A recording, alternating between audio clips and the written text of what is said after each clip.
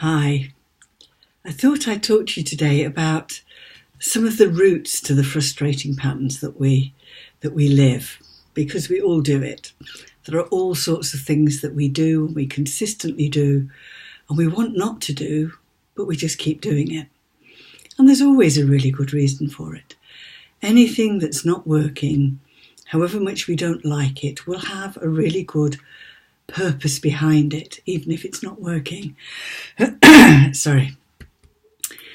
And often it's because the patterns weren't ours in the first place. They belong to our family, they belong to our ancestors. They've often come right down the family line.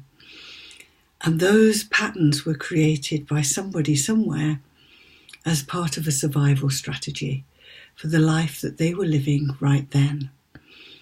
And actually, they generally don't fit our life right now. So it would be quite good to clear some of those things, wouldn't it? If you actually think about those survival strategies, if you think about where your family came from, you can see some of the things that they might have been going through and all the things that they believed about those things, all the strategies that they created in order to get through them. And sometimes those strategies didn't work at the time, but still they felt like better than doing nothing, which was often what happened. So if you consider where your family came from, you can get an idea of some of the things that might be going on for you and your family. So in the UK, we had a feudal system where you had to know your place and you had to stay in it. If you came out of it, you got into trouble. If you had ambition, if you showed you were intelligent, then people got at you. You became a scapegoat. So you learnt, as we would say, not to blow your own trumpet, not to get too big for your own boots, not to say that things are working, because if you say things are working well, somebody might just stop it working well. So we learnt to stay small in order to stay safe. And somebody who comes from, say, Eastern Europe, the boundaries of their countries will have changed endlessly. They'll have been invaded, they'll have been invading, and all the things that go around, all the beliefs around that, will be coming down through the family line there. That it's not safe, that you can't trust your neighbours, that you can't keep the things that you've got. There'll be a whole different set of belief systems to people in the UK who haven't been successfully invaded since 1066. And again, if you come from a Jewish background where Jewish people in the past thought they were settled, created a life for themselves, and then suddenly somebody threw them out of the country, took everything that they owned, and it happened multiple times. So, of course, there's going to be a different set of belief systems, a different set of coping strategies to, say, somebody from the UK or somebody from Europe who doesn't have that Jewish background. And those backgrounds create beliefs about the world. So the things that you may be believing are, it's not okay for me to have more than other people, because they'll take it away from me, or they won't like me if I do. And that's when you start to build that glass financial ceiling. You can get so far, but no further, because a part of you has decided that if you stand out for being wealthy, you'll either lose the wealth or somebody will attack you because of it. So it's not safe to be wealthy. You don't know that on a conscious level. That's a message that's come down to the subconscious from childhood, from the things that were said and done by your family, but also fed by the traumas of past people in your family line that get passed down through the DNA. There was actually work done at Mount Sinai Hospital with Holocaust survivors that proved that trauma gets passed down through the family line, passed down through the genes. And it makes complete sense. I've always thought that would be the case. But other patterns that could be going on for you, you could be self-sabotaging yourself. If you're running a business, you get to the point where it's just about to be really successful, and then you stop doing the things that you need to do, or you do something stupid that stops things working. And then you beat yourself up about it, because that, of course, is the main pattern that we all have.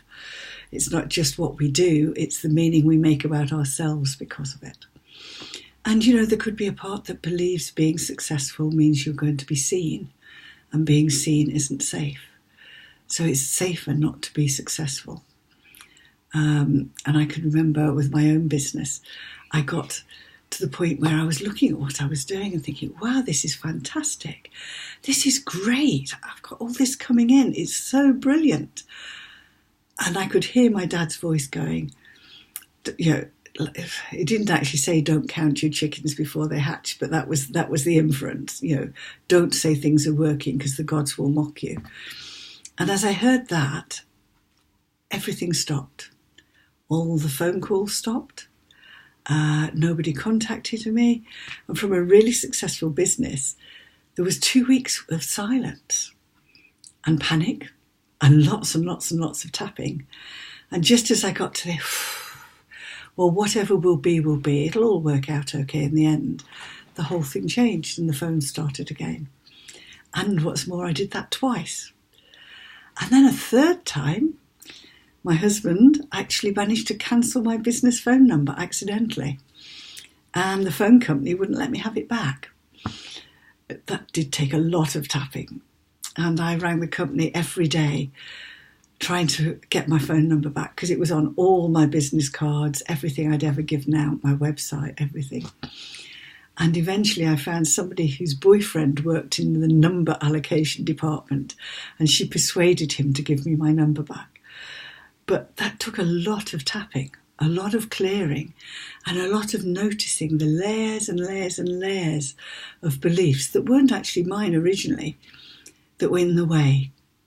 So you can guarantee that if something's not working for you, if something's frustrating you, there is a belief going on there that's making that work in that way. And the chances are that it's not really your belief. So, one of the other beliefs is, if you're in relationships and doesn't matter how much you think you've got somebody different in this relationship, you end up in the same place. There can be all sorts of beliefs behind that. The belief that you can't trust anybody. The belief there'll be nobody there for you. The belief that you're not lovable. Or that it's not safe to be loved, because when you lose love, it's too painful. So don't take it in the first place. All of those things can be feeding relationship patterns. And there's also the belief that we don't belong. And that can often go back to our families. So, if you were Jewish, there was certainly a belief that you didn't belong, because there was nowhere that was yours. And you were constantly being thrown out from one country to another country. But not just Jewish people, many people have had that experience in the past where they just didn't belong. They didn't belong in the place that they were living, or they didn't belong in that family because they were different. And that not belonging feeling gets passed right down through the family line. And I think we all have it, to some extent. But it can be crippling when it's really powerful. So, all those survival strategies that get passed down, all those things that get in our way, I thought we would do some tapping, if that's okay. Because it would be good to clear those things, wouldn't it? And I would do some tapping on this with every client that comes to me. It would be the first thing that I ever worked on with them, because it's vitally important.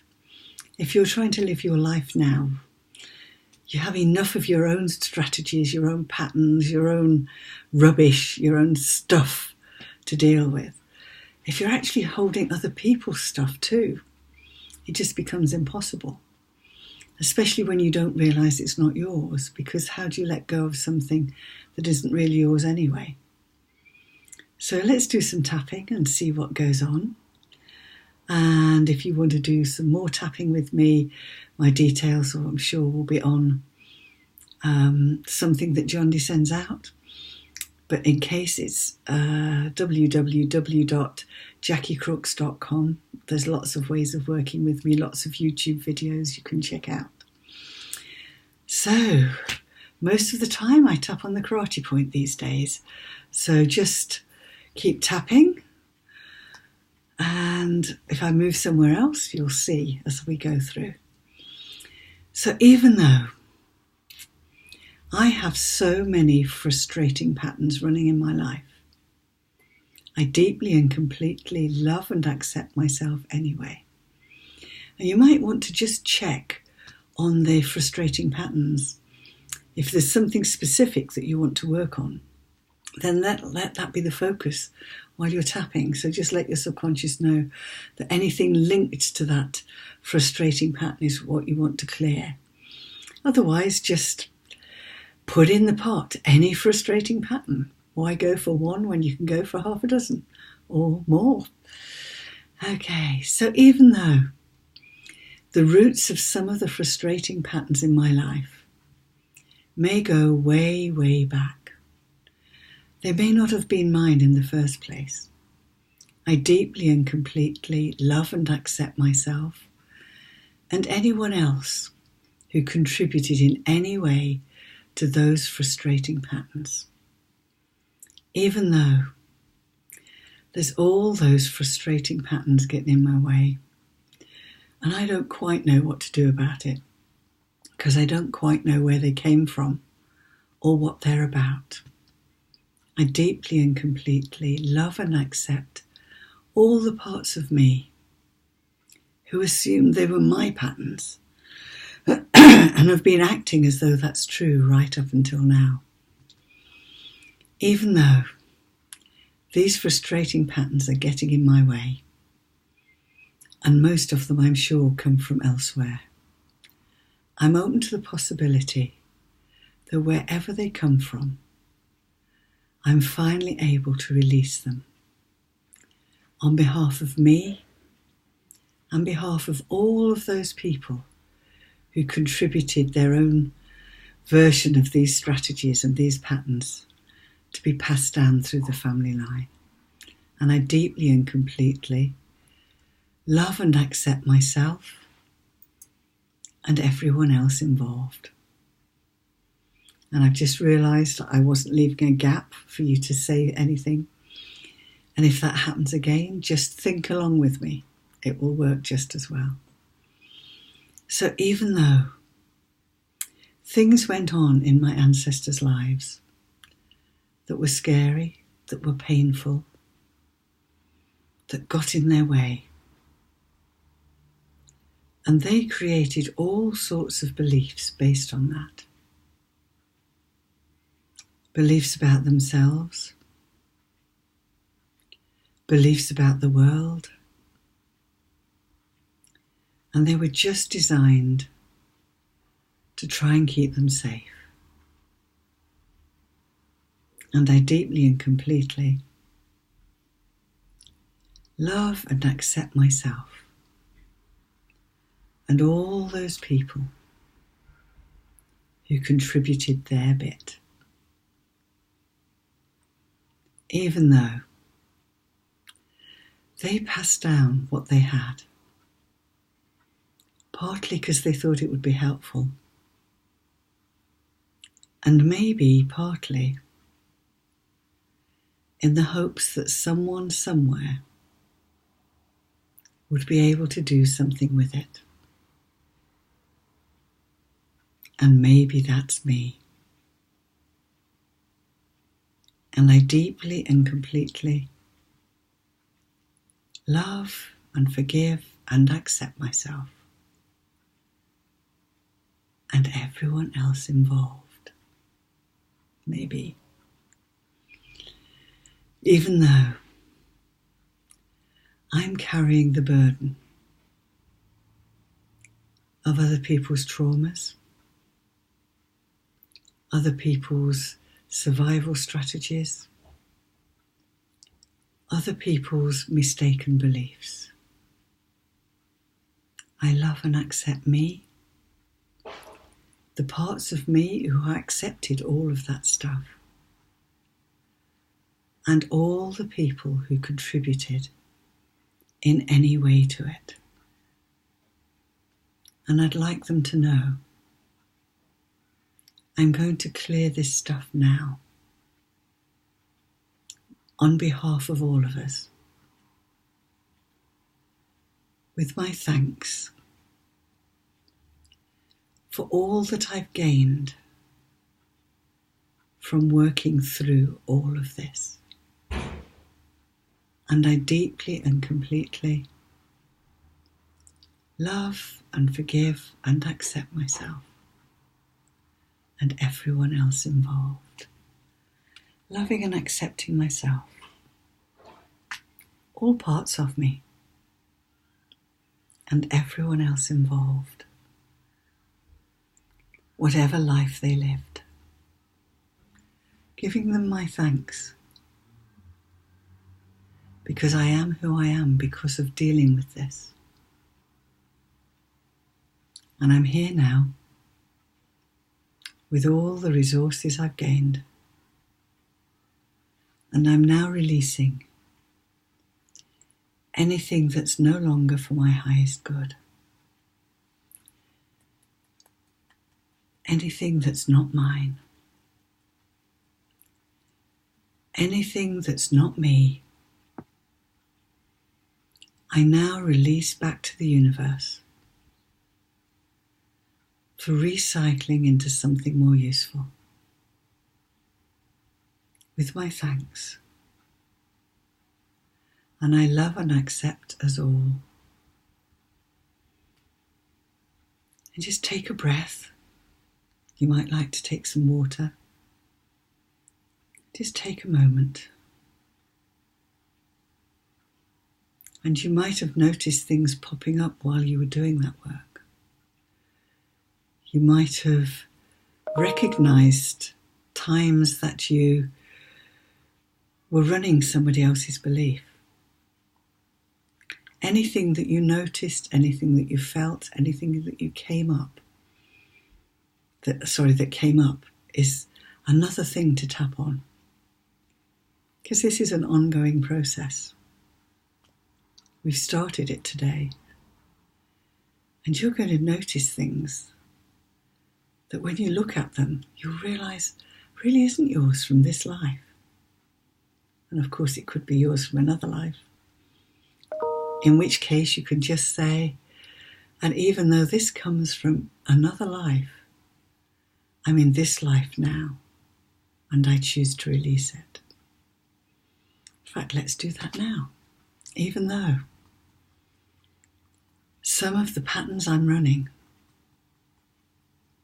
may be mine from a previous life. And I'd like every part of me to know I'm not in that life now. I'm in this life. And it's finally okay to release anything that I'm carrying from previous lives. Anything from any life, any time, any dimension. Anything that's not mine. Anything that's not me. Anything that's not for my highest good. I choose to release now. Back to the universe. For recycling into something more useful. And I deeply and completely love and accept myself and everyone else involved. Loving and accepting myself and everyone else involved, including all the me's from other lives. And it doesn't matter if you don't believe in other lives. You can just tap along, and anything your subconscious finds useful, it will use. And I'm open to the possibility that it might finally be safe to release the frustrating patterns that are getting in my way. Because the reason for them comes from a long way back. And those reasons are not relevant here and now in this life at this time. And I love and accept all the me's that thought they were. And I now release all the roots of all of those frustrating patterns back to the universe for recycling into something much more useful. And I open myself to new possibilities. Possibilities of noticing when I'm running old patterns so I can release them. Possibilities of recognizing patterns that aren't really mine and releasing them. Maybe even patterns I've created in this life because of my experiences here, and releasing them. Reassuring every part of me, especially those young parts, that it's safe to do that now. I have all the resources, all the information that I've gained over the years, and I can use that now. And I don't know whether you can hear a machine out there. Somebody seems to be doing something. It may be the dustman, for which I apologise. And I deeply and completely love and accept myself and all those wonderful parts of me who are going to have so much fun doing things differently. And I deeply and completely love and accept me and everyone involved. And yeah, I'm guessing it's probably the dustman. So I hope you could still hear me over the noise. And I wish you luck with your explorations. And I'm sure you'll notice how often the things that get in your way really aren't yours. And you can just tap on that really easily. And if you need any help, you know where I am, JacquiCrooks.com. Come and see me. Plenty of free YouTube videos there for you to tap along with, and many other ways of working with me too. So I hope you enjoy this wonderful month with John D. I'm sure you'll have a lot of fun and a lot of learning. Take care. Have a lovely month. Bye.